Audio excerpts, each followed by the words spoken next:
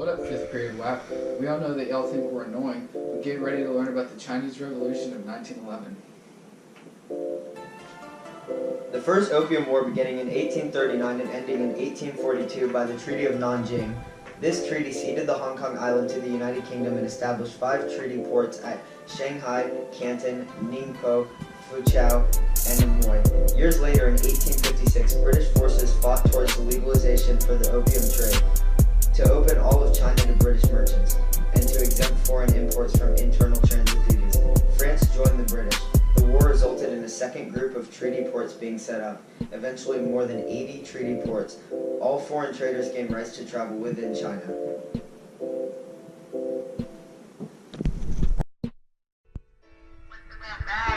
Oh, I love that song. It's a good song. You wanna be friends? Yeah, dude.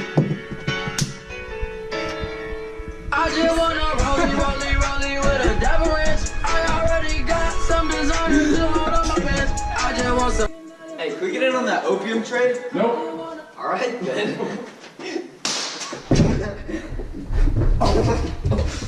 Alright, see ya. Scram, chump. After the Opium Wars, the Qing dynasty was very weak, and Chinese rebels and nationalists created an alliance called the Tongmenghui, which was led by a great leader named Sun Yat-sen. They were looking to create a republic and replace the imperial dynasty, which the Qing dynasty has been taking over China for more than 250 years.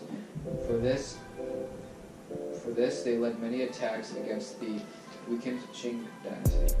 An incident known as the Wu Cheng Uprising broke out on October 9, 1911, by accident. A revolutionary leader in charge of the plan named Sun Wu was accidentally injured by a bomb's explosion, resulting in the hospital staff recognizing that he was indeed a revolutionary, and so they alerted the imperial government.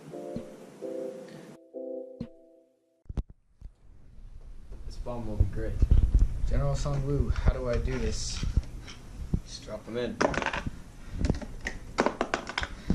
General Sun Wu, where will we be beginning the revolution?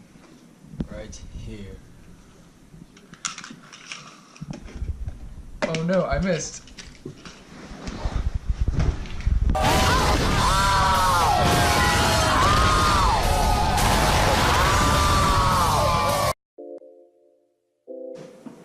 The new army responsible for the rebellion established a military government in Hubei, China on October 11, 1911.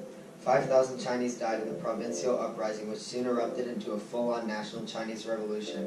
This revolution took over 200,000 more Chinese lives, and after thousands of years of China's existence as an empire, the country's government became a republic led most famously by Sun Yat-sen, and it all began with the accidental explosion of a bomb just over 100 years ago.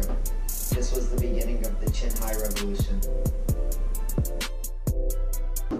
The alliances and the revolutionaries of China fight the Qing dynasty to replace the imperial government system to a free republic.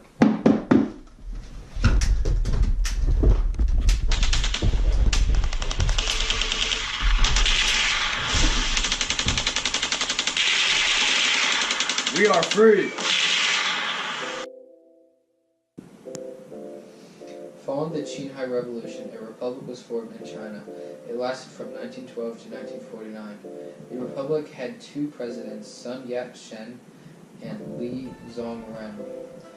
It was most remarkable for the Nanjing Decade from 1927 to 1937, where most of China went under the authority of a one-party state.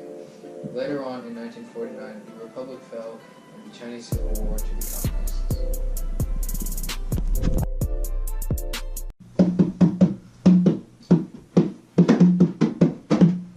I am President Sun Yat-sen, and I will lead the new republic.